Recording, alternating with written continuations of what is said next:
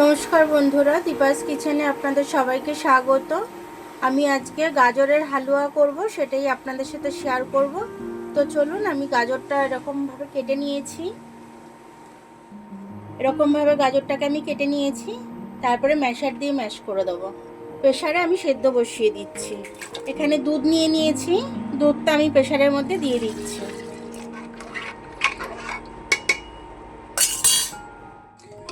Pressure কুকারে দুখানা city মেরেছি,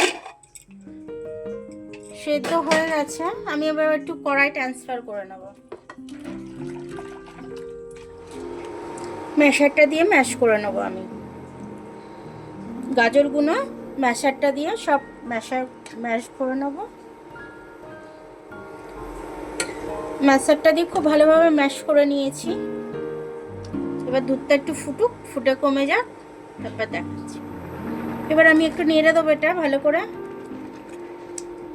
অ্যাকচুয়ালি আমি দু রকম গাজর দিয়েছি, লাল আর হলুদ যে গাজরটা হয় সেই গাজরটা দিয়েছি, তার জন্য এরকম দু রকম কালার দেখাচ্ছে। আমি এটার মধ্যে একটু নুন দিয়ে দেবো, 1 চিমটি মতো, জাস্ট 1 চিমটি। মিষ্টি জিনিসে একটু চিনি না দিলে ভালো লাগে না, ঠিক স্বাদটা আসে না।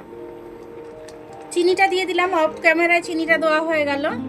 এই চিনিটা আমি দিয়ে দিলাম, একটু এলাচের মুখটা ফাটিয়ে দিয়ে দিলাম।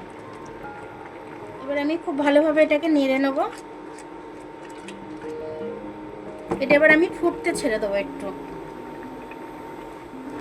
এটা খেতে স্বাদ হওয়ার জন্য একটু আমল দুধ দিয়ে দিচ্ছি আমি এর মধ্যে।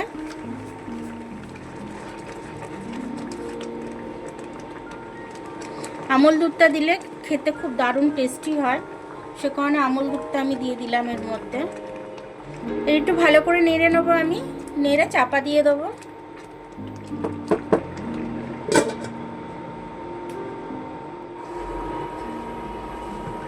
গাজরের হালুয়াটা একটু দেখে নেবো আমি।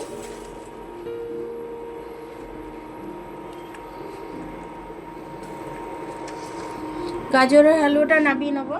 ফ্রাই প্যান একটা বসিয়ে দিলাম, একটু দিয়ে দিলাম, ঘি দিয়ে দিলাম আমি। কিছুটা কাজু বাদাম ভেজে নেবো আমি এটার মধ্যে, কিছুটা কিশমিশ ভেজে নেবো আমি।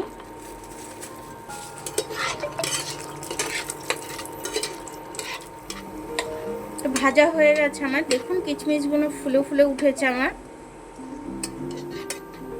আর এর থেকে বেশি ভাজবো না, গাজরের মধ্যে দিয়ে দেবো, হালুয়ার মধ্যে দিয়ে দেবো।